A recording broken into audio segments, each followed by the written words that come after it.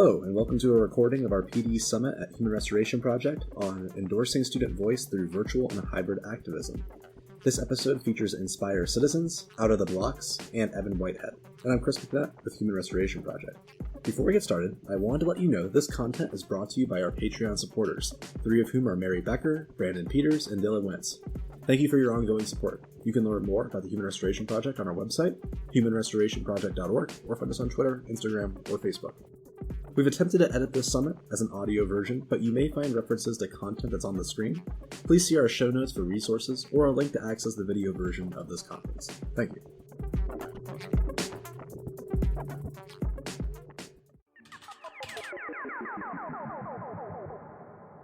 All right, well, as we continue to admit people, I'll go ahead and get started and we can do some introductions and kind of go from there.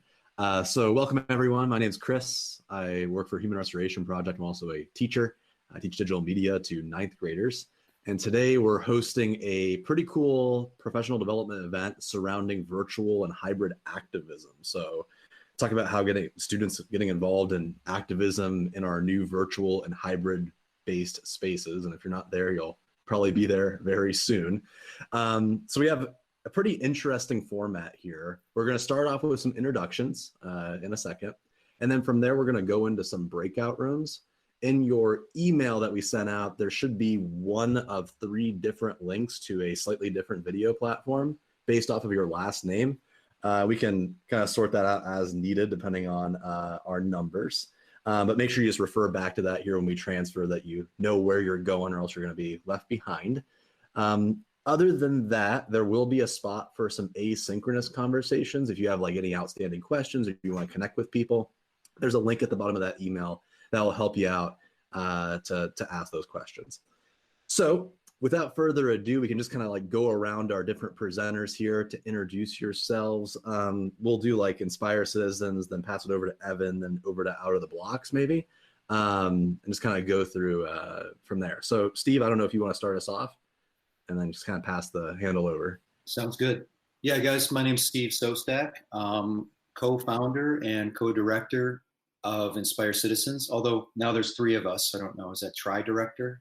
I'm actually in Chicago right now. I was a classroom teacher for 16 years, taught grade 4, 6, and 8, taught some journalism, taught global citizenship, Chicago, and then I went international to Peru, to Malaysia, and to Beijing, where Inspire Citizens started. So today's going to be a great opportunity. You'll get to know a little bit about the why of Inspire Citizens, and then we're going to kind of transfer that why with Donna, who is our co-director of Global Youth Media, and we're going to look at how we can answer those questions through ethical journalism and really like radio activism. So thank you for having me.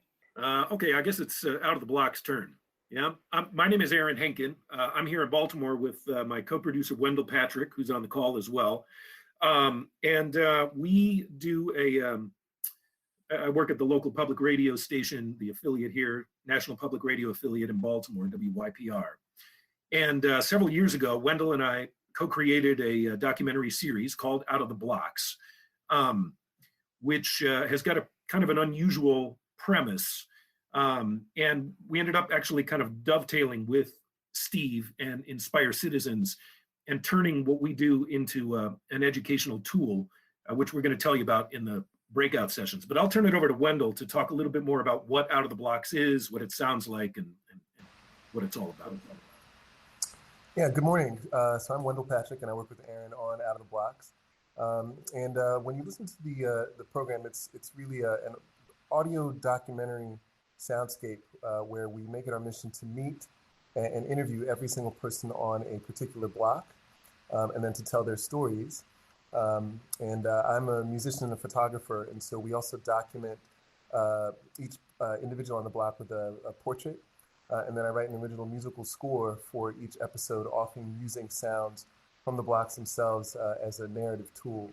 And so we've done about 24 blocks in Baltimore, and we've had the pleasure to travel to other cities as well with this particular model, and it's been great to bring it to the youth and introduce it to them as a tool to both meet additional people and also expand their own knowledge of oftentimes their own cities.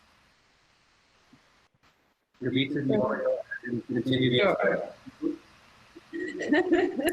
So I'm Annie, and I am the Deputy Director of Inspire Citizens. And I guess I would say if my focus is on anything, it's on personal and collective well-being. But I'm totally driven by the why of Inspire Citizens that Steve referred to earlier. And so, you know, with him and Donna working together on the global youth media element, I'll be speaking to you with Evan Whitehead more about what does student activism and student voice look like when we're thinking about the embedding of social-emotional well-being. Evan, do you want to go ahead? Sure. Good morning, everyone. My name is Evan Whitehead. Just started my 23rd year in education, my 11th year in central office administration. I'm also a national presenter, consultant, and speaker. My focus for the majority of my educational career has been in special education and working with diverse student learners as well. And, you know, for me, my why and my mission now has really been the focus on social emotional learning and well-being, not just for students, but for adults as well, especially given the time that we're living in. We know that it's a huge, you know, idea, and it's a thought that we need to focus on. And also my work, I'm a mental health advocate as well, and pushing for the, you know, educator well-being and self-care as well. So we'll be talking a little bit about that during the sessions. Let's get Donna in there. Donna. Some of you know me. I'm Donna Guerin. I'm entering my 21st year in education. I recently joined Steve with becoming co-director of Global Youth Media. And I am really excited to join this group because it does speak to my why, which is all about student voice and amplifying student voice. And so I'm just excited to be here, and I'm ready to learn along with you all. Guys, also want to thank Chris and Nick and Linda just for putting this all together. What you guys are all doing is fantastic. So if you haven't checked out, you know, Human Restoration's work, it's really, really empowering stuff that really gets into the real pedagogy and the shift in where education needs to go. And also, I see, you know, there are a lot of familiar faces here. So I would challenge us as we walk away from this session is to say, what are some next steps that, you know, we can use to pull out of the blocks and the Inspire Citizens work and the work of Kavita and Evan immediately into what we're doing this fall. So let's, while it is informal, let's also think about that idea of like, let's do something with this. Most of you, I think, you know, have a good feel for what Inspire Citizens does, in essence of our why, but I do want to just kind of bring it back to that mission, because everything we do hopefully is mission driven, and then we'll start to expand into where Global Youth Media fits to that, and then we'll just kind of, maybe we can get a Q&A / you know, Impossible Dreams protocol going on how we can start to launch that type of work in our classrooms, because I know a lot of you guys are diving in a couple weeks, so we want to do everything we can to support you guys, okay? So let me see if this works. All right, let's click on that. Can everybody, yep, there we go. You guys see all yourselves now? So I'm gonna flip over back to here for a second. So this is just a frame where we're going. These were, in essence, the 3 questions that we're gonna try to walk out of here with some answers for, so that, again, we can, you know, be ready to roll after walking out of here, and we can experiment for the next couple of weeks so that you can work on this with your kids after you guys get your class set up and get everybody feeling well. So, you know, introducing activism, promoting voice, like Donna mentioned, and that idea of a virtual environment, because a lot of us will be starting virtually, but also in a hybrid environment. Platforms and organizations, so we'll talk about some of those as we unpack some things, including in the out of the blocks work, obviously. And then that idea of coaching students through process of change, right? So just so you can see, this is a visual that you could take from something like that Simon Sinek, that really famous Golden Circle podcast, right? The TED Talk, where if you're going to look at Inspire Citizens, our what is we took target 4.7 from the SDGs. We're looking to educate students to become civically conscious and then do something with that, but also linking it to their learning, right? So we're applied learning for active global citizenship and sustainable development. How? That's hopefully what we do, help you guys to do that. And then in the middle, we've identified sort of a bullet point list of whys. And schools we work with, they'll go sometimes different directions, but really all of these things are interdependent. Sustainable development, social justice, wellness, social emotional learning, and ethics, right? Everybody can still hear me? We're good? Thumbs up if that's good. Fantastic. This is what we call our student impact profile, right? So again, a lot of you have seen this, but if you haven't, just taking that why and asking kids to really apply their learning to impact change in sort of their personal community, local community, domestic community, or global community, right? And what we're really going to focus today, even though all of these things are important in terms of the how, that idea of media makers or design thinking, that idea of compassion and empathy, which is so key if you're going to be immersing yourselves in community and using media to amplify voices, right? But is this concept of how do we do that in a media environment or in a journalism environment in particular? Because that's really a fantastic way to make anything you're teaching an applied learning outcome, all right? And lastly, those of you that, again, if you take what we had in the center, and again, we'll send you guys all of this stuff in the chat afterwards. This is our empathy to impact cycle, right? So the elevator pitch on this is what you saw in the middle is ideally what we want kids to start to care more about, right? Again, personally, locally, domestically, nationally, or globally, right? And it could be sustainability, ethical discernment. I want to build my character and my intelligence in that realm, social justice and wellness. Where the media component, especially the virtual component, especially comes in, is this piece of going more deeply into the awareness of our world, our civic consciousness, right? And the idea being is that we want to take some of our standards, especially language development, which is happening in any class that we do, and start filtering it through how are we becoming more aware of the things we care about, including our communities? And then what are we going to do with it, that action component? So again, this we're going to share with you. Every single one of these that has an underline actually takes you to a hyperlink that is sort of our go-to first resource to help kids and teachers unpack those particular elements, right? So that should be very helpful for you guys. Okay. Donna, I'm wondering if this is something that we'll probably talk about within our discussion of global youth media, but Donna, do you want to kind of give the elevator pitch on global youth media, and then we can just sort of have a roundtable talk? Sure.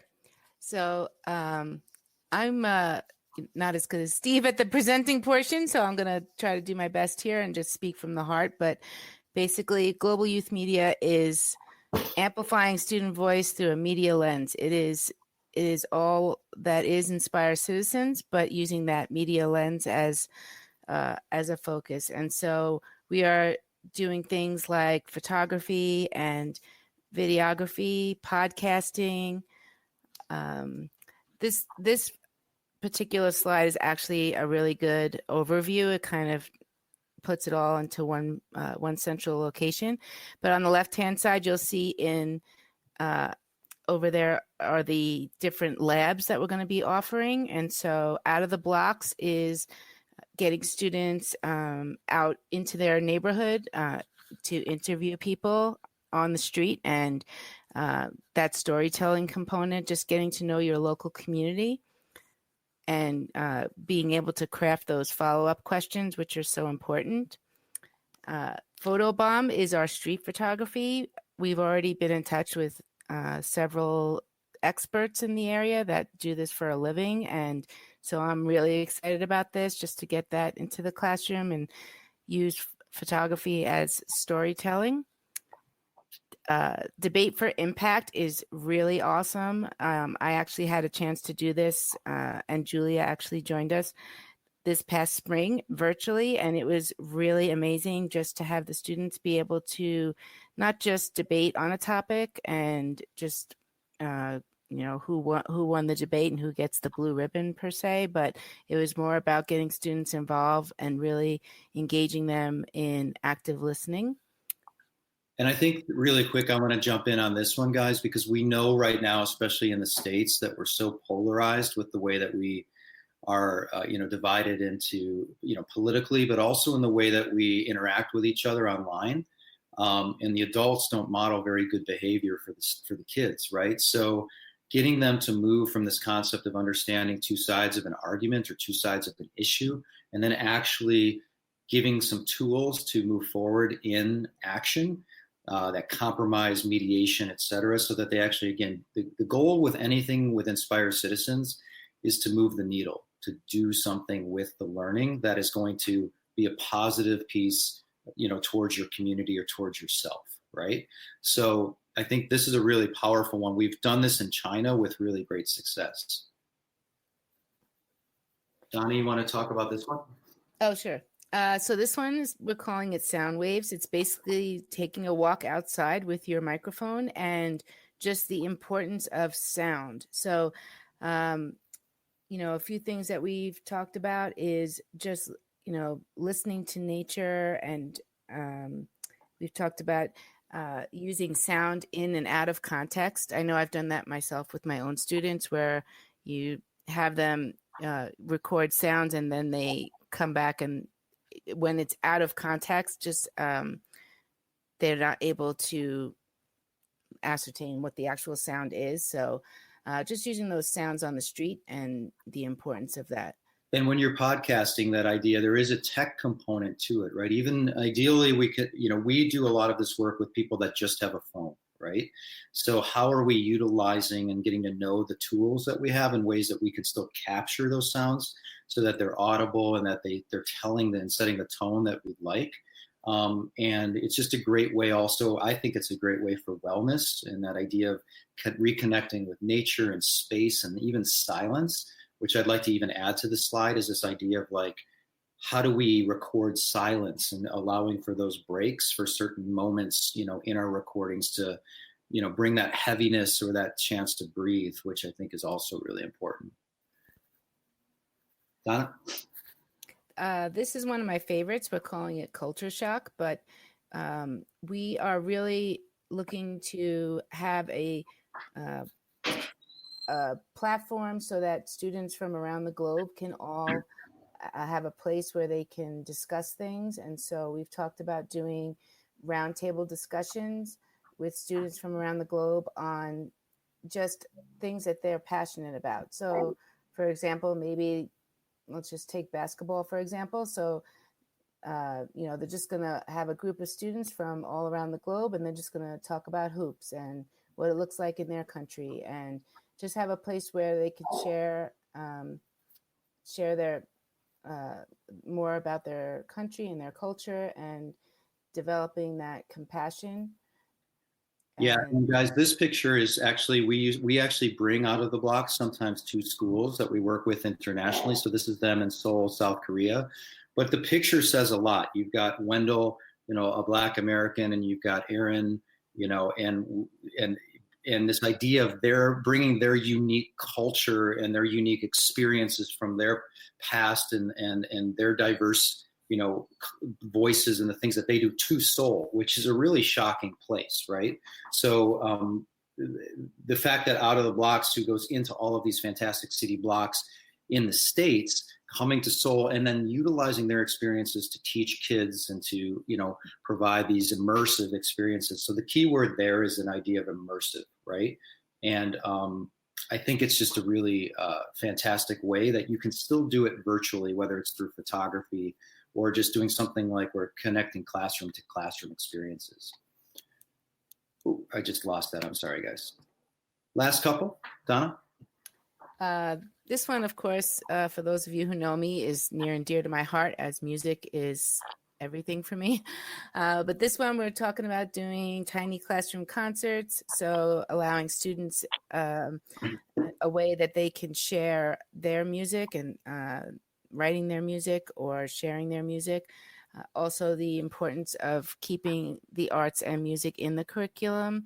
So learning about different genres of music and also unpacking lyrics of different music, and also using it as a way to amplify voice for activism. So I know I did with my own students where we unpacked Sun City, which was Little Steven, and how he used that album and to create awareness for Sun City and just the power of music. And here you can see this is Robbie from Bali. So again, this idea of you bringing a Balinese musician and activist, he's very much into environmental justice. This was my classroom that I had turned a corner of it into an actual live studio. And then the students could bring in musicians or artists to share their stories. They would interview them, and then we would actually publish that. Again, that's something you can still do virtually if we can connect your students to artists and or musicians, which we can help you do. Last two. This one is called Word Splash. And so this one we're talking about the spoken word and how important that is, and also the elements of poetry. So we're talking about slam poetry. Again, just the importance of the spoken word and integrating that into media. And here you also see radio drama, where we have kids. I know, like, my daughter is a huge theater fan, so she's been really pretty down about not being able to do a live play coming into the fall necessarily. So how do we teach screenwriting? And the idea of voice and radio drama is such a powerful medium as well. And we really took the idea of impossible ideas from TED Talks. We know that a lot of schools are using TED Talks, but then the question is, are we using them well, and are we really teaching the arts of creating the visual to support, that deep thinking and the expression needed in a persuasive TED Talk? Lastly, the last one is play-by-play, which is documentary filmmaking. So myself, I've actually had a connection with a gentleman named David Fidel, and he does documentaries, and so we're looking to possibly let students unpack documentaries and then be able to interview experts and find out a little bit more about what goes into documentary filmmaking. And personally, I'd like to see this one actually cross over with the music one, and perhaps do like hometown documentaries where you can talk about music and the importance of music in your own hometown. Awesome. So that, guys, that just gives you a little bit of an overview. One last component, and we'll send you this too, is as you're teaching your kids, just like you would in a readers or writers workshop, you want to make sure that we have those ideas of mentor examples, right? So if we're going, that's one of the reasons that we, partnered with Out of the Blocks, was if we're going to take kids into the neighborhood, let's get the expert in the room. Let's get Out of the Blocks to help us unpack their fantastic podcast. And then it allows the students to see, where they could, in theory, go with this and be creative. Obviously, kids want to innovate from things, but remember that innovation is also taking something that already exists and finding your own way to utilize that in your context, right? So this is just something of when we deconstruct, like if we were using a mentor text, we're going to go through these 5 components. This is actually from the Center for Media Literacy. Just put it into a pretty poster. And then as we're constructing, we're thinking about those same things so that, again, this ties back to formative assessment. If kids are creating a piece of media, they should be able to intentionally discuss what they were trying to do as authors. What is their format in terms of why they chose the format they did? Who was their audience? What do you want your audience to get out of that? The content and the themes and the tone, et cetera. And then that purpose piece of really realizing that for us in Global Youth Media, a lot of our purpose is advocacy and awareness and really moving the needle on sustainable development. But also there's purpose in media that's driven by power structures and profit motives. So again, getting kids into that type of thinking can be really, really critical. So I think that's sort of the fast pitch. Let me stop sharing my screen for a second and get everybody's faces back here. Can everybody see, are we back to normal faces? All right. Yeah. So I'm just going to throw out the first question really quickly, and maybe you guys can talk a little bit about whether it's questions you have, but how are we going to promote, this idea of virtual activism coming back in the fall? Because I think, part of that activism piece I'm going to throw at you guys is also, we're in the middle of a pandemic still, right? We're in the middle of a reckoning with, systemic racism.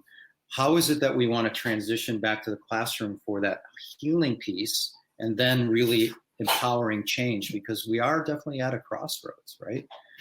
Anybody want to start? Julia, you're always so good to get us started. What are you thinking? Right on. So many things. I'm so inspired. So let me ground one of them. I know my vision includes looking at like radical self-care as the foundation of activism, that we must take care of ourselves, that oxygen mask, that we have to take care of our own vision of the world, what we need in the world in order to truly activate ourselves in the world. So I'm looking to help my kids kind of make some sense of where they are, get a vision of where they want to go, kind of identify those places inside themselves that they want to activate. So they get to create like that personal activism point too. So not just personal passion with projects, but like personalized action plan. But what part of you do you want to activate to become an active member of what's happening right now? So radical self-care, radical self-awareness. And then I am looking to everything out of the blocks, everything you're working with, Donna, to really become not just the platform and the framework for that activism, but I want to collaborate. I want to collaborate with classrooms around the world. That's, I think, the magic part of what you're doing here with Inspire Citizens. You're creating a launch point so that we can activate our kids in a way that we're able to create that grid, that connecting the dots of not just classrooms around the world, but activists around the world. Like, who are we? What do we stand for? It doesn't matter how old you are. What do you want to activate in you so that you can make a difference in what's happening right now? And so you can understand what's happening right now. I just Abby, want to say, let's get Abby, and then I want to get Clancy in too, because I want to hear a little bit of his context. really quickly, I just want to say that I love that piece, Julia, because I think that, if I look at just the way the past 4 or 5 months have impacted me, I have felt it's impacted me in a sense that I have been paralyzed. I haven't been able to tap into a source of energy and motivation. It's just like it's something scrambled. What drive I had before quarantine has scrambled. And I know that kids may be feeling similarly. And I think that the activist part, or taking those action steps, really is healing, because you go from being this passive position of what's been happening to me, things are happening to me, to then taking action and, moving forward through that and becoming empowered. I think that's really part of the healing. Clancy, you want to give us a little, and I see Ricardo's over here too. So Clancy, you want to give us a little about who you are, where you're at, and tell us your thoughts. My name is Clancy Emanuel. I use he, him, his pronouns, and I'm from New Haven, Connecticut. I just finished my first year of teaching.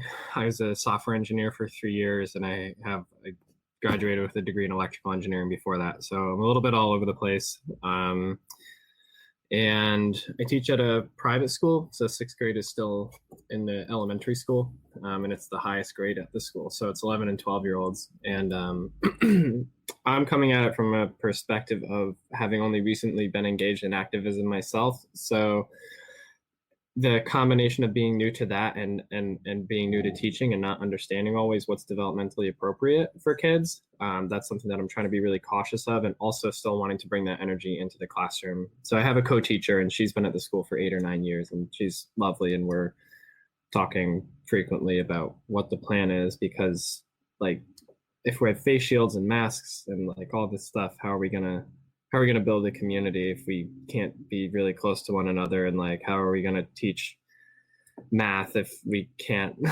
It's a big old mess. So we're trying to just be slow and realistic about heading in. And I think, like I said, I think the thing for me is that in my situation, I can go to a protest, I can throw myself on the line, I can do this or that.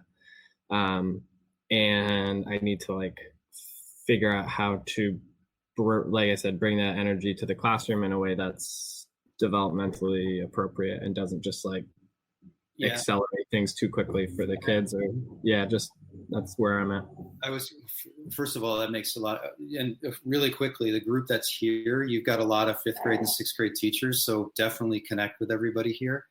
A quick side note too is in that empathy to impact, I know I shared it really quickly, but in that action part where it says things like creative expression for, advocacy for, participation, it doesn't have to be something where you're sending your kids out to the streets, right? For example, and that, but you know what I mean? I think sometimes, even when I started in this type of work, that idea of activism is sometimes, I think, even that word in and of itself, when I work in China, I can't use the word activism, right?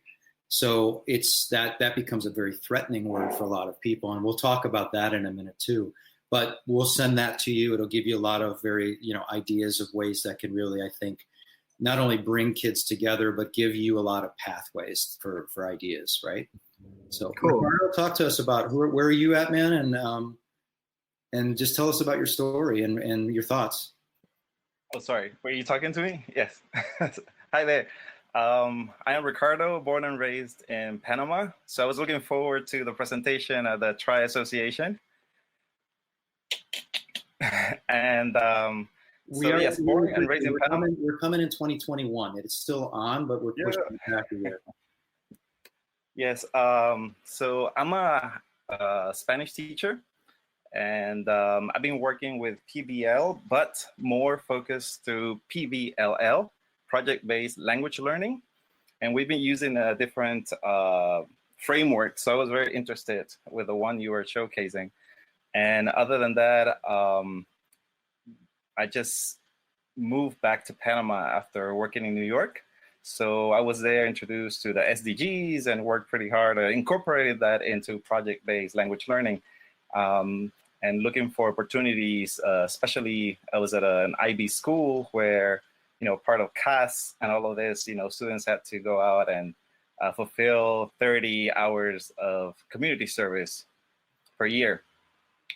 So it was very, so I still look forward to creating more. I do resonate and follow with what Julia had mentioned about like during this current impasse is to actually look out to online groups and classrooms around the world to connect and try to make this virtual connection at some point, because I think this is going for the long run.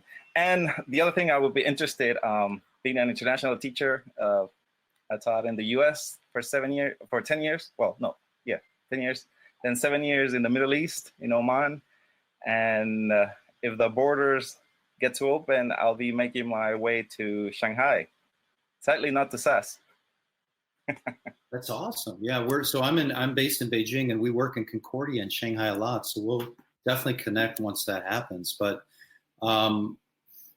fantastic to meet you. Donna, do you want to talk briefly about how we saw this idea that Global Youth Media is a great way with to start connecting world language teachers, but also amplify, and the way we're looking at, I don't know if you know the WIDA standards. Do you know the WIDA standards, Ricardo?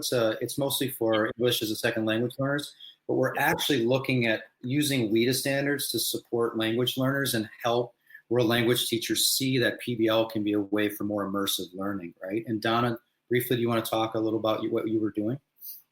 Sorry.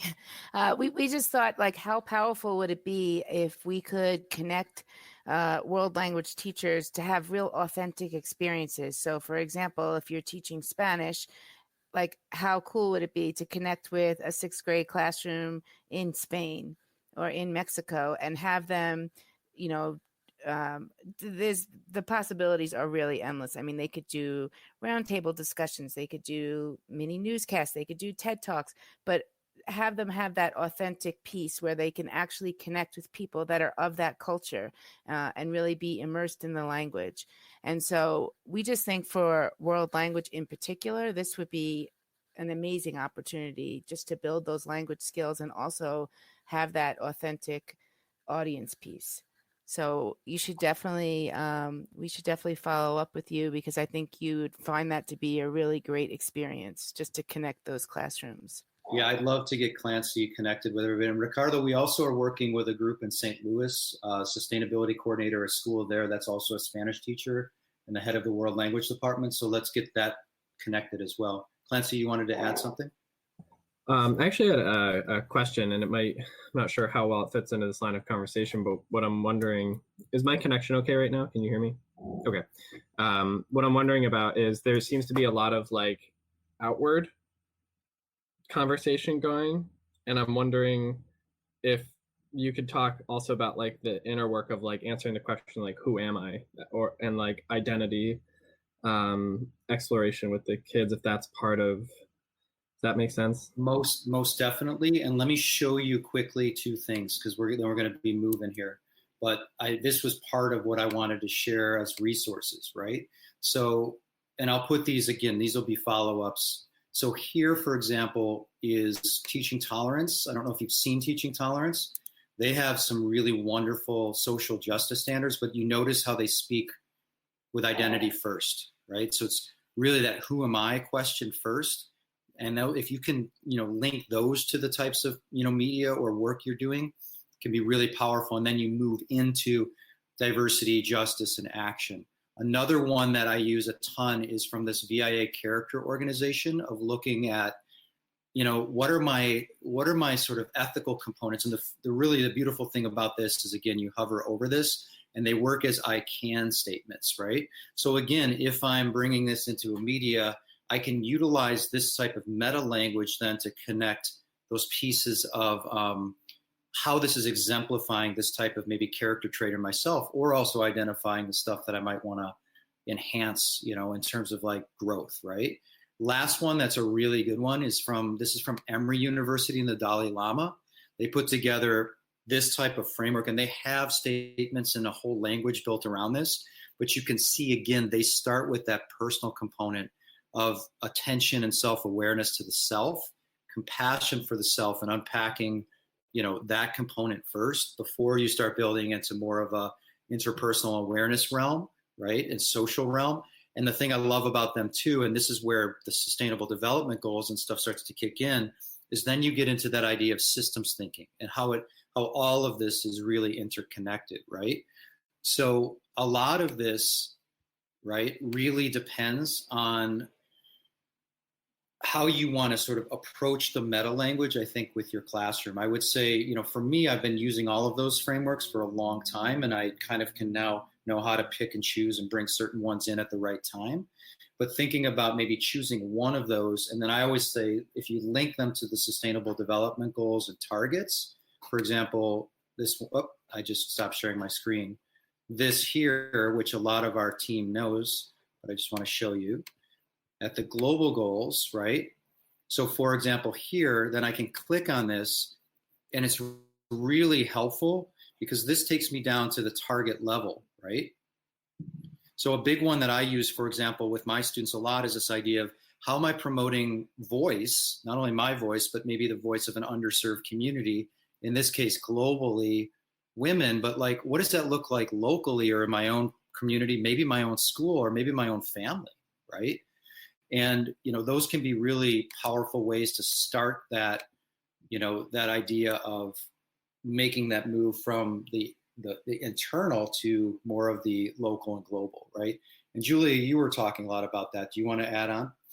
I think you hit the nail on the head. I really, it's just about like that framework to build voice and activism in kids from the inside out and the outside in. So they're not just making sense of the world around them, using the SDGs as that launch point, but they are grounding them. They're like owning them inside themselves. So they're accessing their own activism points, their own, as you said, Clancy, like that identity, like what is it in you that you want to bring out right now, and how does that connect to what's happening in the world? Clancy, does that make sense? If we send you some of those things too, will that be helpful? Yeah, I wrote down the links too. The Emory University one, I couldn't like jot down the link enough, but yeah. called the, That's it's called the SEE, Social Emotional Ethical Learning Companion. The companion is that PDF piece, and I would just recommend just zipping through that. But again, often what I'll do is I'll take a lot of these groups create resources that can be great launches in terms of like doing a one-off in your class, but I try to find ways to embed that language into the culture of the class, right? So it's just a little play between that and stuff. So Abby, what about you with that internal piece or that identity piece? Well, I'm kind of taking that in, and I think that the work that I've done last year with my girls group and the SDGs was really powerful. And then it kind of got, we didn't get to actually have the follow through with the campaign we were doing at our school because of leaving school in March. But the idea of like what Julia was saying, of our students being able to personalize and make and see something in their local communities, not just the SDG target point applied to a global sense, but actually really narrowing the focus and bringing it into our own backyard is extremely powerful. And after some of our conversations, Steve, that's how I started. That's really how I was my entry point into this work. Yeah, and we utilize, Clancy, a lot the word local, right, where it is trying to connect. But I really think you're that personal identity piece, and you got two people that just entered the room that are fantastic with that, with Evan and Kavita. So I'm going to pass the sort of the mic to them. So you guys are staying. Donna and I are going to change at the top of our thing to Human Res 2, but we can continue this, like whatever you need, man, just from Twitter or anybody. Ricardo, please contact. I want to get a hold of you before you go to Shanghai or if you're in Panama. And Donna, we have to move. Hey, Steve, can I have a real quick request? Yeah. Can I have you post in the chat that link to the that SEE framework from Emory? Of course. Because I was just having a hard time finding that particular diagram. I was able to find the website and some of the materials okay, but I couldn't find that exact one. And I thought that really captured it. You want me to put it in the main chat? Is that what we're looking for? If you could just put it in here, and then maybe I could jump it over into the main chat too when we get done with it. But that sounds good. Donna, do you want to make a move to room 2, and I'll be there in a second? But thank you both so much for this one. All right. So hi everyone. Obviously I introduced myself earlier when we were in the Google Meets room, and I think I've got Evan in here with me too. So it's great to be here in the room with you.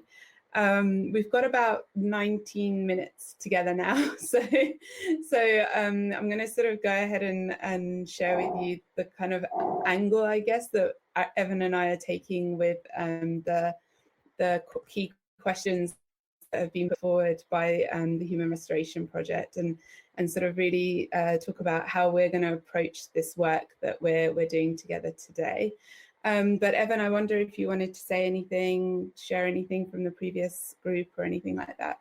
So I think, that as we go through this work and kind of our session today, really do some self-reflecting and in terms of some self-awareness, because a lot of the things that we're going to discuss in the journey that we're going to take has to do about, starting with ourselves, right? And even though we're talking about how can we support our students, but the main thing is that we have to be in that space to do that first before we can expect that from our students. So, as we talk about some things, especially specifically when I'm modeling and creating an opportunity so the students can see what we're doing, but also safety is something that we're going to talk about as well, because with everything going on in the world, we want to make sure that we are doing things to build a climate of safety for discussions, and also for students to feel free to become advocates for themselves and to speak up and to have that voice. And oftentimes as educators, we forget about that. We kind of think that we own the classroom or the building that we work in, but we forget that we're there, and all that space is provided for the students first and foremost. Thanks, Evan. So I think Steve had asked me to speak a little bit to community, and so we'll get into that in just a moment. But sort of segueing more directly off what Evan just said, one of the things about creating a safe space is, promoting student voice to do that. But then in terms of the student activism, we want to extend that to creating a brave space, right? Somewhere where they really can own their ability to be active and, create opportunities for them to really sort of speak out for themselves, as Evan said, starting with self, and then extending that out to the unsung voices, the unheard voices of the community, which can really think about, this idea of, okay, when we're talking about the unheard voices, it can be literally the planet, meaning, the animals, the plants, the wildlife element, but also those communities that, need some promotion, some sort of idea that, really, okay, on this digital platform, maybe they don't have as much access as we all do. Maybe there are some equity issues that are underlying and, really sort of preventing them from being activists for themselves. So what we decided to do, Evan and I, is to really have this time with us as interactive as possible. And so in the chat, I've put a Padlet that I'm hoping that you all can access. And rather than creating a new one with each room, I've sort of decided to keep it going. And, sort of you can read some of the things that people in the other rooms have added and then add your own. So the invitation for the first sort of 4 to 5 minutes is just to look at the first 2 columns initially and really think about, what is your definition of student voice? What is your definition of promoting activism? So, I'd invite you to go through a bit of a sensory experience. What will it look like? What will it sound like? How will it feel as an environment for yourself? When we asked some grade 11 and 12, they took it to another level in terms of their poetic sort of metaphors for what it would also smell like, what it would also taste like. So feel free to get as creative as you like in expressing your voice as to what you understand student voice and promoting activism to be. I love being able to shout out when you see something and it really sparks you. So can we make it extra interactive? And as we're looking, be like, whoa, check that out. I love that. And then just tag on. Is that okay, Kavita? I would love that. Julie, you don't even have to ask. Just do it. Just do it. Just do it. Right on. Thanks, Evan. I don't see any naysayers in the room right now. No. So, and thanks for the praise, Nick. I appreciate it. do as we say, right? Do as we say. Right on. Well, then I'll start. I love, for me, especially someone who really values the art of language, it's powerful for me to speak the words that I'm feeling or speak the words that I see mirroring one of my thoughts. So to have created a platform here where we're able to share with each other vocally and type and get a note down on a Padlet that I'm going to be able to look at in the future is a super powerful tool. It especially allows for those kids who are more reflective. Every kid gets to experience their own education, their own sense of activism in their own way. And I have kids who are amazing writers. I have kids who are willing to stand up and do slam poetry. So I just appreciate the openness of this particular activity and your, vision for how to create that internalized sense of activism that is able to reach outward. That's such a great point, because, you hit on a lot of topics right under that umbrella of self-awareness, right? Knowing our strengths, knowing what we're good at, knowing how we're able to, express ourselves, and understanding that, that's okay if it's different than someone else. But then also utilizing different forms of media to do that.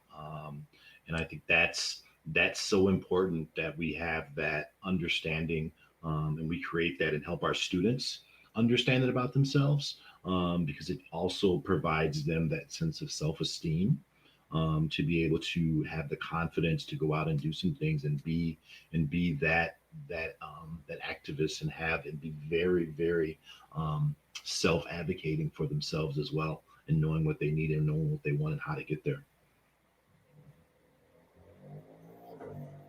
So agree. And hopefully no one minds that I just keep piping in. I actually am thinking about creating like sentence stems for kids, like that whole vision of radical self-care. I know that a lot of my kids don't have the language they need to express what they're feeling or what I say to them, hey, what do you want to activate? They're going to look back at me like, what are you talking about? Right? So if I provide them some sentence stems and actually teach them the language of wellness, like it's math, like it's Portuguese, like it's a different language, because we don't, I'm going to backtrack.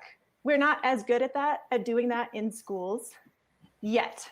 So I really feel like we need to teach them the language of self-care, wellness, and as Clancy was saying, just identity. Who are you on the inside? You know, you may be wearing a physical mask on the outside, but what other masks did you put on during this pandemic, and which ones are you ready to grow out of? Where else are you wanting to go? Have you seen Ashanti Branch's masks project, Julia? His name is Ashanti. Yeah, I love that concept. Yes. Of who we are. You know, yes, I love it. And then world-facing mask. Great points. Yeah, but how crazy ironic, but not, because it's all with perfect timing. We're literally putting on masks right now. Yes. Like every kid's going to have a different mask. Yes. And we get to use that as a way to activate a different lens and a different self-understanding and self-awareness. There's so many gifts all along this path. It's insane. It's so crazy. I love that attitude, Julia, to see everything that's happening as an opportunity, right? An opportunity to deepen your relationship with your students. And that's really sort of, a big driver for everything I do, as you all know, those of you that know me in the room, that like it's all about relationships. It's all about, okay, how can I get to know you a little bit better? Like, what is your why? What is, what gets you going? What are you excited about? All of this kind of thing. And also helping and supporting to, as you say, have the language to talk about it, to be able to sort of take something that you say and then develop it further. And I love the embedding of social emotional language in everything that you just said, because, as our students come into the classroom, wearing these masks potentially in the hybrid sort of setup, some will be wearing, masks that they've designed for themselves, and some will be just wearing the surgical masks. And what does that say? What does that mean? How are they feeling about it? And being able to connect with them on that level will be so important, I think, because, and again, I know that a lot of you have heard me say this before, but what a way to make the students feel seen. What a way to make them feel like you're hearing them. And most importantly, what a way to make them feel valued. Because just by being there, you've really seen them, you've really considered their voice and really given it value. And I think, again, that's something that's really important in the current climate with, the Black Lives Matter movement and things like that as well, because unfortunately, that's where we need to start having some of the safe and brave conversations. What value are we giving to another? So I am having a look at the Padlet and seeing some great ideas coming up.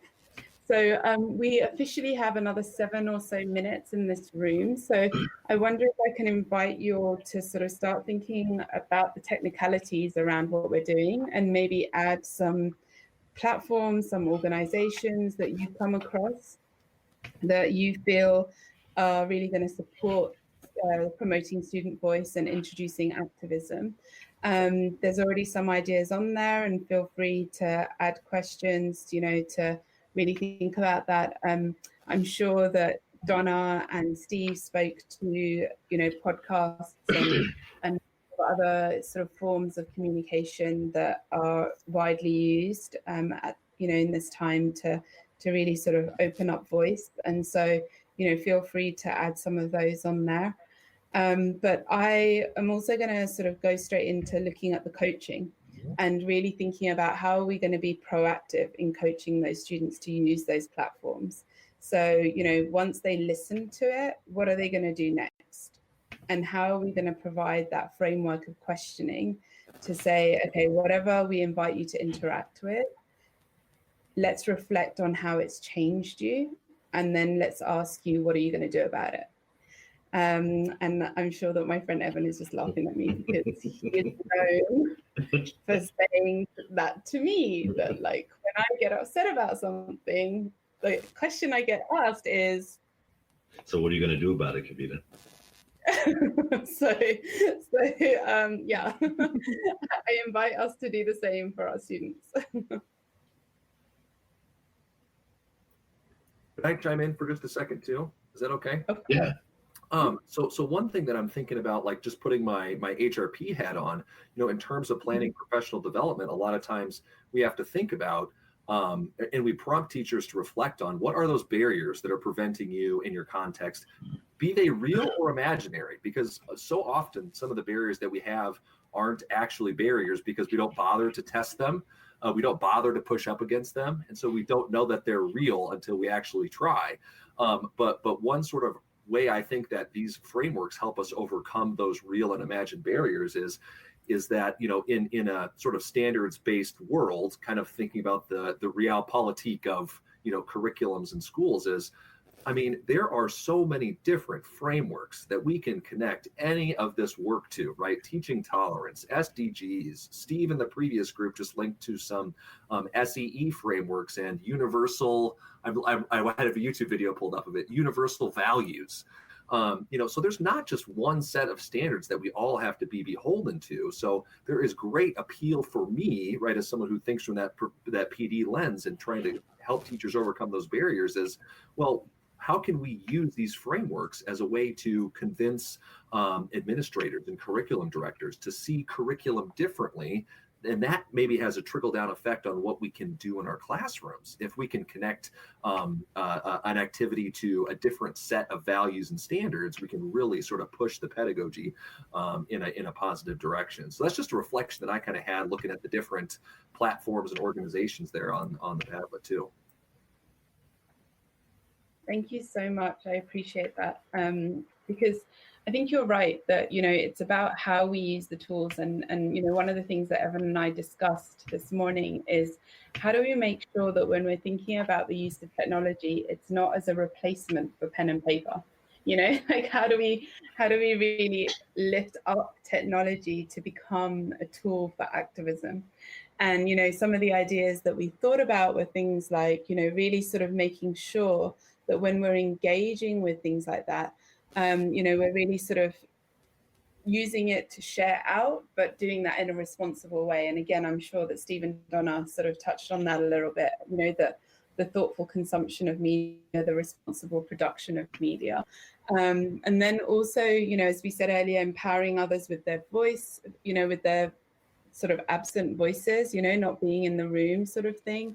Thinking about, what's important to the students and using our position of influence in a positive way. And some of those ideas have come from, one of our good friends from our Twitter PLN, George Kouros. And so, I'd invite you to check him out as well as an organization. I'm not sure if anyone's put him on the Padlet yet, but there are a lot of good ideas as to how we can do exactly what you were just describing. So thank you for that. Oh, also, I have another question. So I'm noticing that there are a lot of people who already know each other, and I don't know a single person in any of these meetings. And I hear you saying, which I'm excited about. I'm not like, oh, for me. It's just like, there's a lot of like language and wording going around that I'm unfamiliar with. So I was wondering if somebody could fill me in on what's your why. Where's that come from? Sure. So for myself or for others? Just the general language. Like I can kind of intuit, but I'm wondering if there's like a deeper framework that exists that is part of that I'm unaware of. Right. So for myself, my personal why is to be the best me that I can be for the benefit of others. And so how that shows up is to really think about, okay, what does it mean to be well within myself and how to model that to inspire others. And to that end, I've become the Deputy Director of Inspire Citizens. So you met Steve and Donna. Steve being, you know, like at the beginning, he was like, well, there's 3 of us. I'm number 3. And Donna's just joined us for the Global Youth Media sort of arm of Inspire Citizens. So that's me, I guess. I wonder if anyone else wanted to join and sort of explain their why. I'll jump in. Surprise.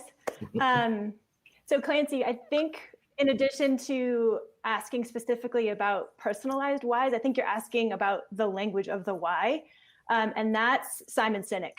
Like everything points to Simon Sinek. I just dropped the link in the chat.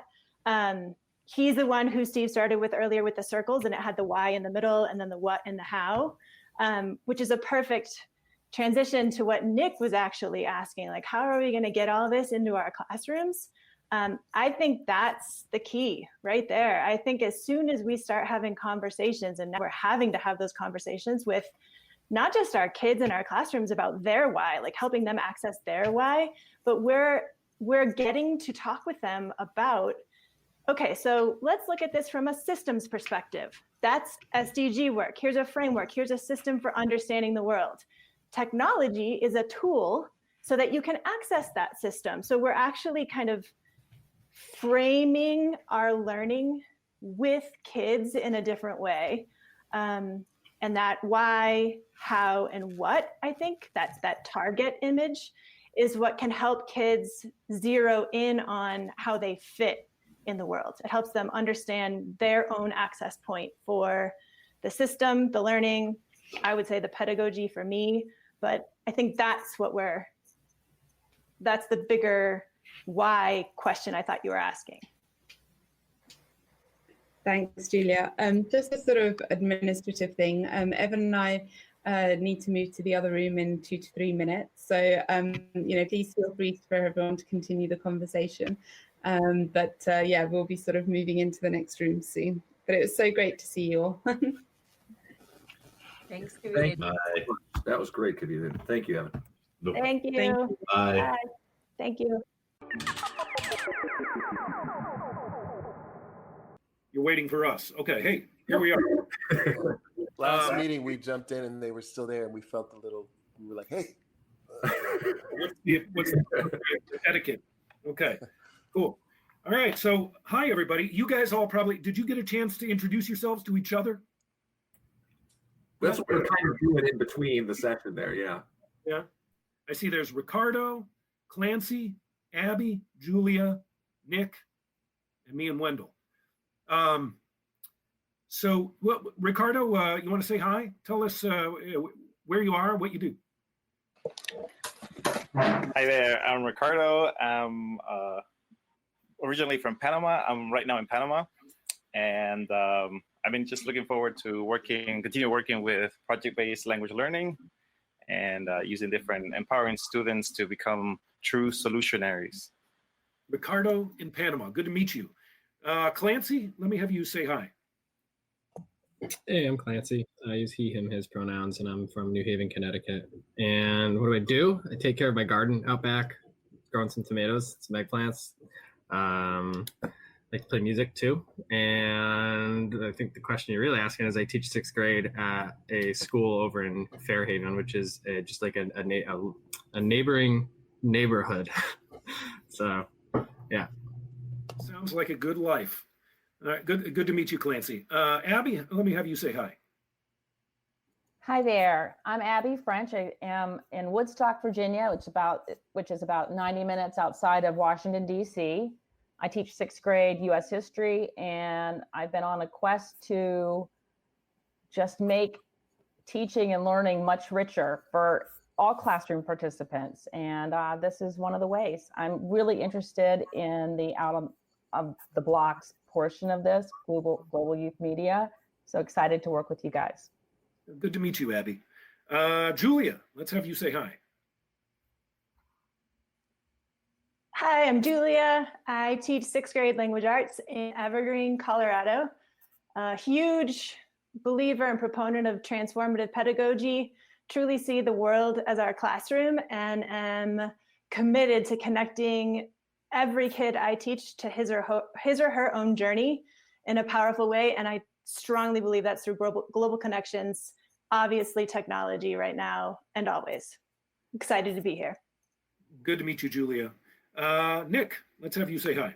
Yeah, I'm Nick in Iowa. I teach high school social studies. I'm also the creative director here at Human Restoration Project. And yeah, I'm happy to facilitate, a conversation and get some learning done with you all today. Good to meet all you guys. So I'm Aaron, Wendell's here, and we're over preparers. So we actually have a slide deck for you.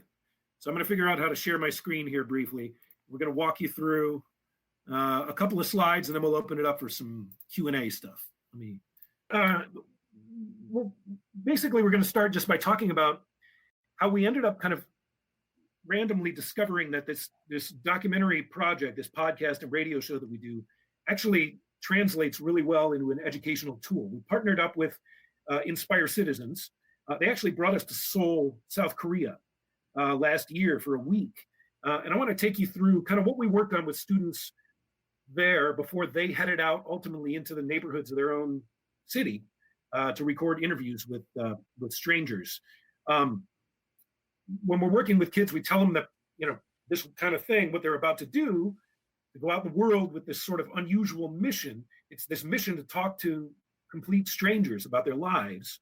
And it's weird, right? Like our parents tell us not to do this, but our point is that this can actually be a really kind of profound experience and a really fulfilling experience if it's done, under the right, safe and supervised circumstances.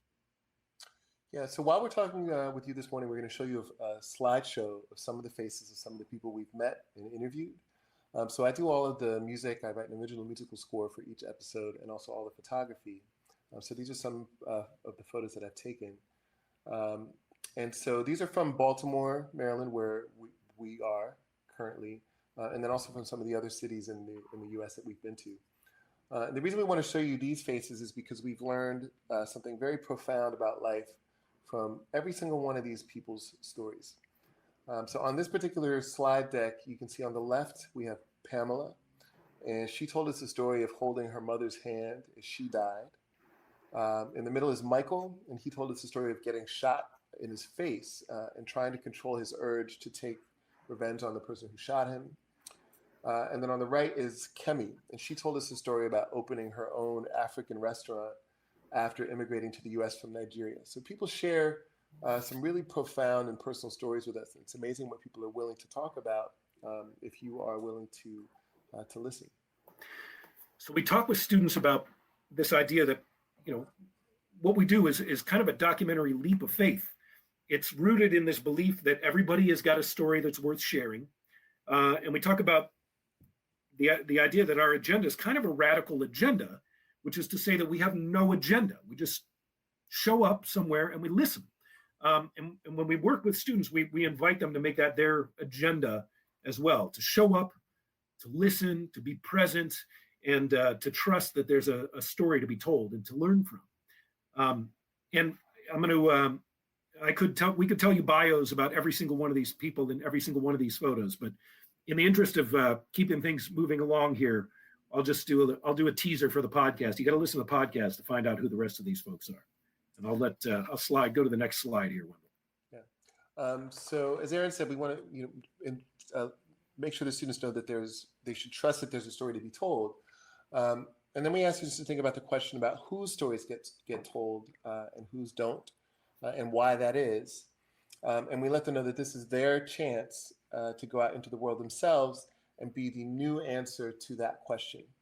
And really, they only need 3 things to get started. Those 3 things are courage, curiosity, and empathy.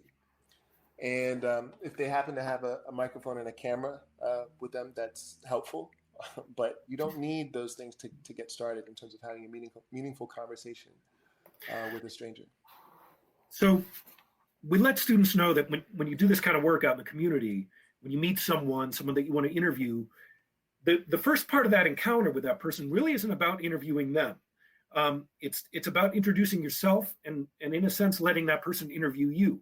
You know, we tell students your job is first and foremost to really just be authentic about who you are, to be transparent about what you're there to accomplish. You know, who are you? Why are you there? What do you hope to learn? Answer these questions before you ask any of your own questions. We talk about this idea that disclosure begets disclosure. You know, that honesty begets honesty. Yeah. So there's a saying that goes that when you share power, you gain new powers. And so we train kids that with each new person that they meet, they should ask that person, who else do I want to make sure that I meet around here? And that's really one of the ways that our show works is, we'll have a list of people that we have contact information for and scheduled interviews, but then those people will tell us who else in the community we should talk to. So we encourage students to do this as well, because when they do this, they're being inclusive and conscientious and immersing themselves in a network of organic relationships, which helps things move a lot more smoothly. So this is kind of a daunting prospect for students or grown-ups. We talk with our students about the idea that in any group of people, you've got your extroverts and you've got your introverts. Anyone, you know this. Some people, the first time you meet them, they'll share their life story with you. Other people, they're going to keep you more at arm's length. And we prepare students for the fact that they're going to encounter some people who are going to be less talkative than others, who maybe aren't going to want to have anything to do with them. And that's okay. That's natural. That's human nature. And don't take that personally. That's part of this experience. And instead, we really encourage students to concentrate their time with the people who do sort of light up when they're proposed with this, encounter. People, and they'll be pleasantly surprised at the number of people who really do want to share with them in really kind of profound and surprising ways. So we train students to work towards two primary goals in their documentary encounters. The first is to think of an audio-visual tour. Right? So to collect a palette of different environmental sounds and images, and then also a description of what's behind those sounds and images to help to create a sense of space. And then the second thing is a compelling story, which includes, or these are two sort of things to shoot for, an anecdote and a reflection. Yeah, and we'll talk more about each of these elements here briefly. As far as the audio-visual tour, we train students that the more sounds and images that you can collect, the better. You've got your camera, maybe. If not, you've got a microphone at least. You can use that microphone like a camera. You can get close-ups of certain sounds. You can get wide shots. You can collect these sounds, and after each sound, you can ask the person that you're talking with, what are we hearing?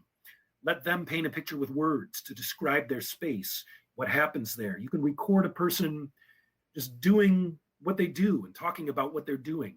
You can record someone interacting with other people in their lives. And you can end up with a really sort of a cinematic experience by using your microphone as a camera. Yeah, and so we like to stress the idea that when you do an interview, the questions that you ask are obviously important, but it's really listening to the answers to those questions is even more important. And so we encourage students to think of an interview sort of like fishing, where each question is like casting a line in the water, and then you watch the bobber, which is as you're listening to the response. You'll get some nibbles to your questions, and you want to keep casting, but eventually you'll get a bite on one of those questions. And so, you want to make sure that even if you have sort of a pre-existing set of questions, that you're focused on the response, because that can guide you to what you want to ask next. So to continue the analogy, right? Like you've got a beautiful fish on the line now, meaning someone has really opened up and begun telling you a meaningful, compelling, personal story about their life. And we encourage students to think about this moment as, you're still wearing the hat of interviewer, but you're listening actively. And you actually, at this point, you kind of want to switch hats and put on the hat of story coach. There's a story there. There's a story there. And your job now is to really take your time with that person and help them in a way to tell that story well, to tell that story completely. Yeah, so we mentioned before the two main ingredients that we want to sort of help students gather. One is an anecdote, which is a sequence of actions that builds the momentum and raises the questions that are going to be answered. So stringing together a series of actions. So this one thing happened, and then that led to this next thing happening. So that doing that makes the audience feel like they're moving toward a destination. And then the reflection, equally important, is the moment when someone clearly says or explains, this is the point of this story. We really kind of invite students to adopt the language almost of a movie director at this point in a conversation, and to really, you can ask a storyteller to rewind. Let's go to the beginning of that story or that day. Set the scene. Tell me a little bit more about that. You can invite a storyteller to, oftentimes when I'm interviewing people, I say, let me pause you there. Let's zoom in and really talk about what was going through your mind at that moment. You can really put into focus certain moments of a story. It's like collecting multiple camera angles. You can do this by not being afraid to kind of control the conversation a little bit and ask sometimes the same questions over and over again in different ways, and kind of solicit different details along the way. Yeah, and so for the reflection, we also train students to help their storytellers verbalize the significance of their stories. So again, sort of asking what is the point, but in different ways. So you can ask the interviewee, you can ask what do you think you learned from that experience? How did that experience change you as a person, or what is the moral of the story? So there's different ways to sort of get to that reflection moment to get the interviewee to express it clearly. So we ask a lot of different questions. We work with students to think about a lot of different kinds of questions that prompt people to tell stories. But really, we tell kids, when you're doing work like this, every question you ask is essentially just another way of getting at one essential question, which is, tell me a story about your life that helps me understand something important about who you are as a person. Yeah, and we talk about the fact that sharing a story is, you want to think of it sort of like planting a seed, right? Just like when you plant a seed, there's no way to know if anything's going to actually happen as a result. But we can tell you, every single person who's been inspired to tell a story, I know this is true for me, that their inspiration came from them hearing a powerful story from someone else. And so, for me, sort of my love of stories and hearing and telling stories came from listening to my dad tell me stories when I was a little kid. And I think we all sort of recognize, the power behind that. And so we like to think that when a student invites someone else to tell a story, that student, in a way, is paying something forward, and that person, will hopefully extend the invitation down the line to the next person. So there's a theory out there that it's the secret wish of the soul to be interviewed. That no matter how skeptical someone might be, at some level they're curious about participating with you, and with students. What students are doing when they do this kind of work, we tell them is kind of getting people back past that initial skepticism, and in the process, I hope that these students learn, that when someone realizes that your only agenda is to be a patient, active listener, there really is no limit to what can happen next. Young people have been really surprised at the depth of experience that total strangers will share with them about their lives. And hopefully they'll learn along the way that it's actually very deeply validating to have someone take a genuine interest in you as a person, no matter who you are. Yeah. And so there's a quote that I actually first heard from Aaron, and I've heard him say it many times. But that quote is that the universe is made of stories, not atoms. And so we like to leave students with the idea that stories are the most important tool we have for shaping our reality, and the reality of others, frankly. and that stories can put us in the minds, eyes, and hearts of other human beings. We all have examples of how stories have created empathy.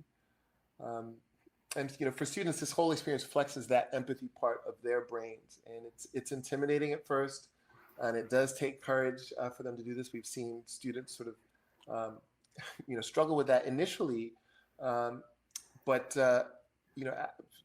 through the experience, when we see kids come back from the experience with their footage and their stories, and sort of the success of having broken through that sort of that barrier of not being able to talk to someone initially.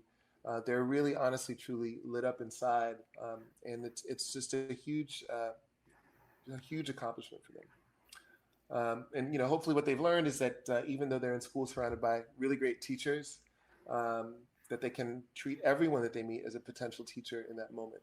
You don't just learn in school, but anybody who's telling you a story is teaching you something. So, all right, I think I just unshared the screen. Is that correct? Are we all here? Okay. So that's kind of what we do and sort of what we learned about turning this into something useful for students. We're happy to hear your thoughts, your reflections on sort of what you're doing in your own sort of educational environments to to broaden your students' horizons, to get them out of their classroom bubbles, if you will, to answer any questions you might have about, why or how we do what we do. I'm not sure how much time we have before we get shuttled along to our next portion of the morning, but we're all ears and the floor is open. So.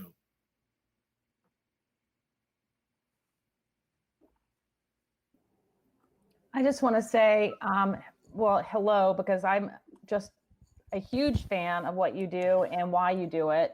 And I have to say that, like, thinking about helping my students move into this role and this type of project is so empowering and so exciting. And I think that it speaks to just such authentic, real impact for their lives, for kids, and being able to connect with a subject, a person, developing empathy from it, developing connection, and how that then reframes like how they see themselves and their community. I wonder, like with everything going on with the pandemic, how that will impact this type of work, at least in the immediacy. But I know there are certainly routes around that. But I just want to get started doing this, whether it's students interviewing people in the school building as a community or, on the campus. I think, that's a place to start, zooming in, going very kind of localizing. And then, I don't know, I just want to do this. I want to support this platform. Well, I'm grateful to hear your enthusiasm, and I can tell you it's not rocket science. It's a really simple idea, and it can be done. Look, Wendell and we're struggling with the social distancing world, and it's totally ground to a halt, the normal formula of the way we do things. But we're figuring out ways around it, and having people record remotely. We're I think for students. You could actually, if you think about yourself as maybe sort of an executive producer role, where maybe you can look around, as you say, to the people in your immediate educational environment who aren't on your teaching staff. Maybe they're on the janitorial staff. Maybe they're on the kitchen staff. Maybe they're in other supplemental transportation services or whatever. There's a whole world of people that make a school work who aren't teachers, but who can be treated as teachers. And, you can have them. You can record Zoom meetings very easily, or other social media, or platforms where we're on with each other live. So, you could, I think, very easily set up a situation where, you reach out to these other folks in your educational community, or just in your daily life. Maybe it's the person you get coffee from in the morning, or maybe it's just someone in your place where you live or in your own neighborhood and say, hey, would you be interested in letting students interview you about life? I mean, you could probably get some people to bite on that idea, and then set your students up in these sort of one-on-ones with them. And yeah, I think Zoom in a way makes people kind of more available than having to run all over town sometimes. The ultimate sound quality of it, is a little more lo-fi, but it's actually kind of liberating. Well, I think it's a way to look at it, like that's a great way to turn kind of a stumbling block into a stepping stone for sure. Yeah. There's more access, really. Yeah, truly. Yeah, and now, hopefully you don't mind me piping in, but as we start to question more the stories that are written down in books, and as we teach kids how to dig deeper into that level of inquiry, just the idea that we can shift the storytelling to an active, proactive, actually, experience of the world where we are using our own self-awareness to help kids tell their own stories and collect the stories of others that are just as valid, just as authentic, just as powerful as the stories that have been told over and over again in history.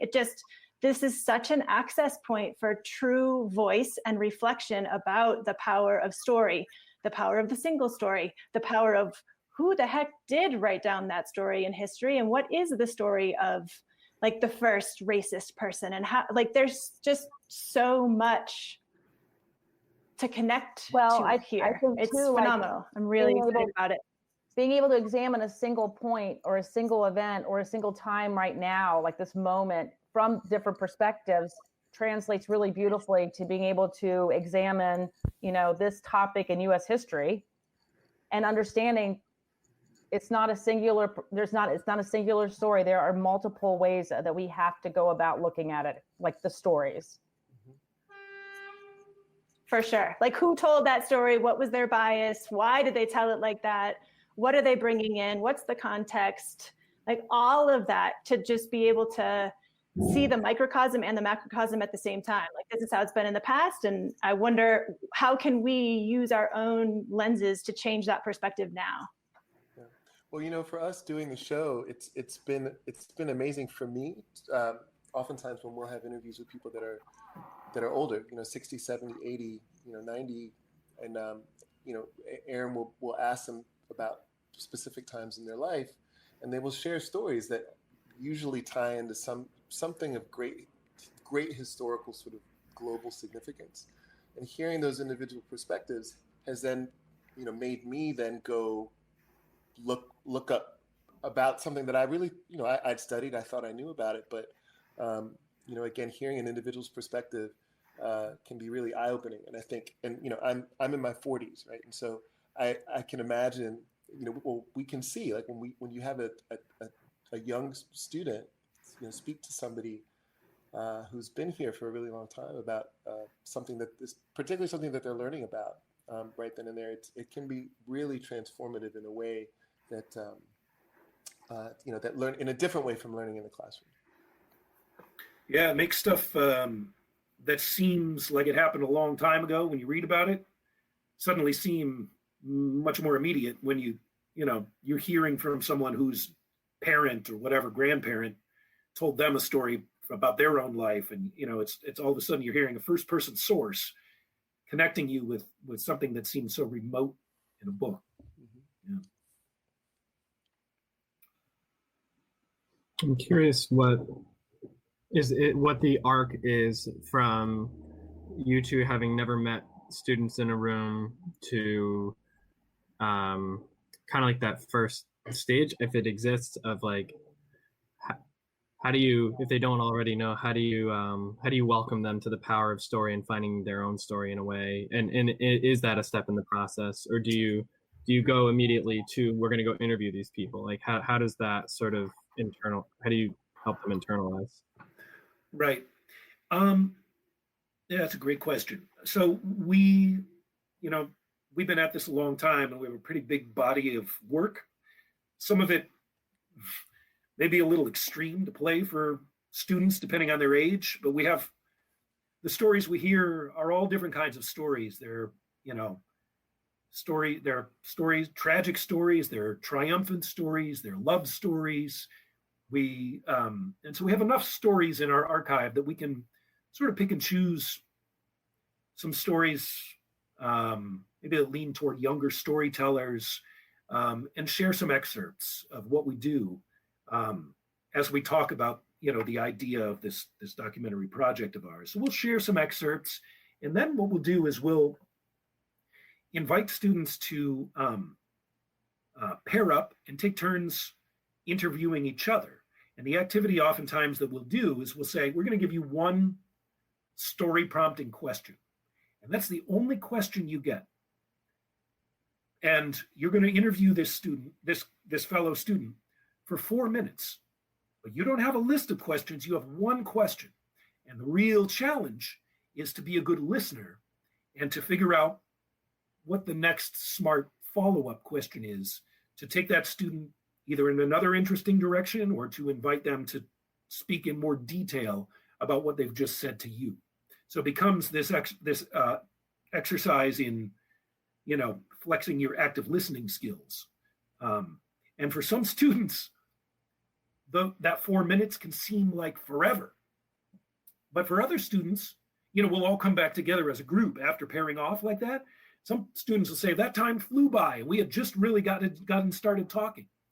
And those conversations sort of are sort of an indoctrination into what they're going to then reach out and begin to do with people maybe that they're not so familiar and comfortable with. Hey, Aaron. Yeah. Do you guys have, excuse me, any resources about like first steps in class, like to do with kids, or first steps that you you found successful? Like, do you have those anywhere? Any? Well, Aaron, do you want to talk about your deck? Oh, the deck of cards. Yeah, there's a deck of cards where I've got one here. This was a random little moment of inspiration, but we made, this is a deck of playing cards, right? Like it's a normal deck of cards. You can play poker or whatever you want with them. But on each card is a different ace I keep up my sleeve in my mental Rolodex of questions that prompt people to share stories about their lives. Like this one says, what mistake do you make over and over again? Here's, what can you do today that you couldn't do a year ago? And we actually bring, before you even bring out suggested prompts like this, you can really go through a brainstorming activity with students about like, what makes a good question? What kind of question really invites someone to tell a story about their life? There are, obvious questions that are not going to go too far, which are like random informational yes or no questions. And then there are also questions that, maybe we'll get sort of vague philosophical answers from people that are kind of like mushy, squishy answers.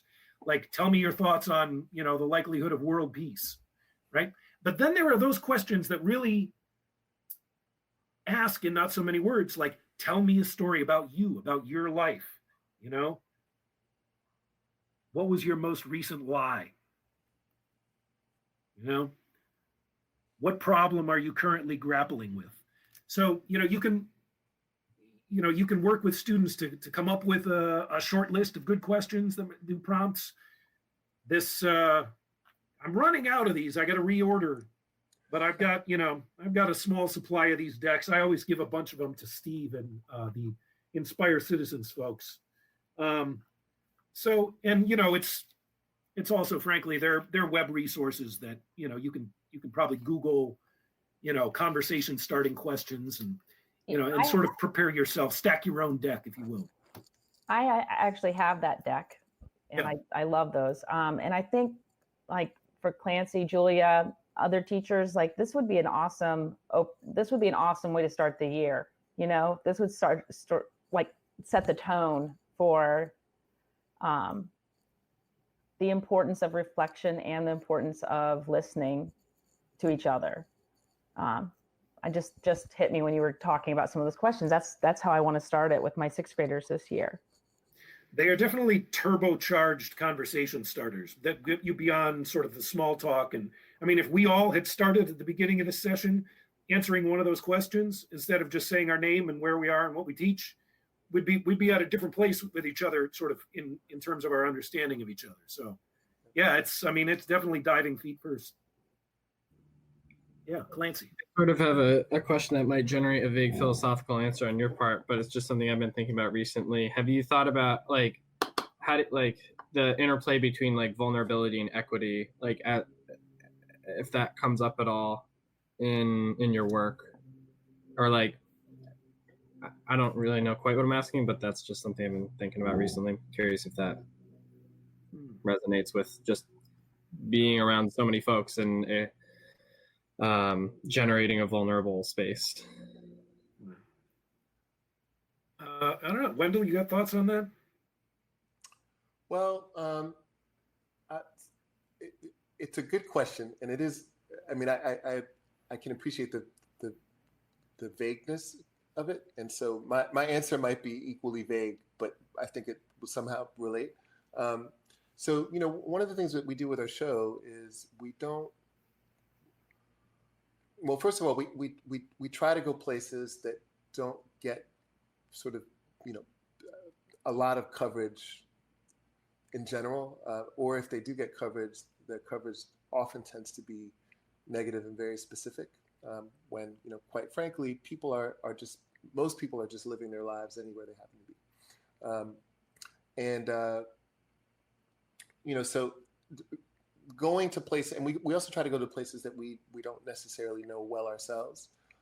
So there's a certain amount of vulnerability on our part, just in terms of like it takes effort to put yourself somewhere where you yourself don't necessarily feel completely comfortable, or you don't really know what sort of the outcome is going to be, and then it requires vulnerability on the person of the people that you're meeting to open up to you. It's one thing if you meet somebody or you have a conversation with someone at your local grocery store who you've seen from time to time. It's another if you're having a conversation with somebody who's never seen you before, doesn't know why you're there. Maybe they think you're a police officer or someone from the city. It takes additional time to sort of break down those barriers. Of course, that's not time that students or a school necessarily has. But when we were in Korea, for example, and we took these students out after these initial steps that Aaron described, where students interviewed each other. For them, this really, yes, it was in their community, but these people were total strangers, and so they had to sort of deal with being vulnerable themselves. And it was kind of fun to watch at times. There'd be sort of this group of 5 kids, and you'd see these people walking towards them, and you'd see them all sort of huddle up and say like, "Oh, I think we should talk to these people." And by the time they got the confidence, the people had walked past, and then it was up to us to sort of explain to them that those people made eye contact. They were curious about you as well. They were interested in being vulnerable, and so then it got to the point where they would initiate conversation, and sometimes people would then say, we're not necessarily interested, and then it got to the point where they were actually able to get people interested who had said that, and so. I think it becomes sort of a much broader sort of human experience of interaction than just sort of like, interview somebody and get a story. And another thing that I wanted to mention is, so Nick, I saw you asked a question about the photographs. So those photographs are not student photographs. Those are mine, but we did have students go out in teams with cameras as well, which allows people to do, in a team to sort of play to their strengths, right? So you have, again, people that are more introverted or extroverted, so that maybe they want to ask more questions. So we try, in my group, I know that I try to get everybody involved sort of in the interviewing process, but there are some people who, found that their sort of skill was getting people to come over to be interviewed, sort of gathering people up. There were other people who took photographs. There were other people who actually did the interviewing. So they would switch off doing these different things, but they would then learn sort of what their strengths were, what they enjoyed doing the most. And then they would all come together at the end to sort of put together this project, which is similar to what Aaron and I do. We have our specific skills that we both bring to bear for this particular project. So it also inspires sort of this idea of teamwork, and then there's lots of really great points of intersectionality that I think the students can lock in on. That was equally vague, was it not? Yeah. Yeah, it was. But hopefully it relates to that. Yeah, it was interesting to think about also the interplay between like speaking from wounds versus scars, like with kids who aren't necessarily practiced interviewers, like asking a question that's like, whoa, like I'm not like I'm not telling you that, or like wondering, it can't be a totally clean process, right? Like kids must come back and be like, shit, like I asked this question I really shouldn't have, or something. Like yeah, and I think that's fine. I mean, I actually think that's good. And I'm sure Aaron, could tell you stories about things that have gone great, or I mean, I remember when we were in, Aaron, where was it when we were speaking to that veteran? Was it in Detroit? Was that Detroit? Which veteran? The one who had nothing to say until you turned the microphone off. Oh, right. That was in St. Louis. Yeah, and he was like 90. Was he 92 or something? He was World War II veteran. And with the whole time we were recording, he was just kind of humming and hawing and said a couple of platitudes, and we just sort of were like, well, this is kind of a bust. And we thanked him and turned off the microphone. And then what he started telling us basically about like saving an entire platoon. And so, there's always the fact of making a recording of something is always going to change that interaction as well. And that's something that's an interesting thing for students to learn as well. Yeah. So I think we're probably like hanging on longer than I think the rest of the group might be in a wrap-up chat right now. So I guess you guys have a link to some sort of, what does it say, asynchronous something or other? Yes, and Aaron, I can tackle that too, because I've been talking to Chris just separately. So I think the idea is that as participants, we can just dismiss like from here, and as session leaders, you guys can go to the session leader room just to kind of break down some things with Chris and post some materials and stuff. But then I think we would ask if we want to continue the conversation. I mean, continue that on Twitter. You guys are at Out of the Blocks 1. I think there's a 1 on the end of that too. Right. And then if you all want to join, I posted a link to a discourse, which is basically an online message forum. So a lot in the ways that we got the Padlet from the other session here too. So it's almost asking the same questions because great minds think alike, I suppose. Just prompting, what platforms or organizations can we utilize to help us engage in this work? How do we coach students through this process to make meaningful change? How do we introduce activism and promote student voice in a hybrid virtual environment? So just ways that we can move beyond the 240 or 280 characters of Twitter and actually have a conversation in the discourse. So you might have to create an account on there, but if you want to continue that asynchronously after this, then I think that's it. But otherwise, man, what a powerful set of conversations today. So thanks, Aaron and Wendell for sending us off into the end of the weekend thinking about the power of stories. This was a cool way to start the day. I'm glad to meet all you guys and excited for you and wishing you well as you get ready to start this, I'm sure, extremely unusual school year. Good luck with it. Absolutely. Thank you so much. All right. Take care, all. Thank you all so much. Yeah. Take it easy. Thank Bye. you. Bye. Bye.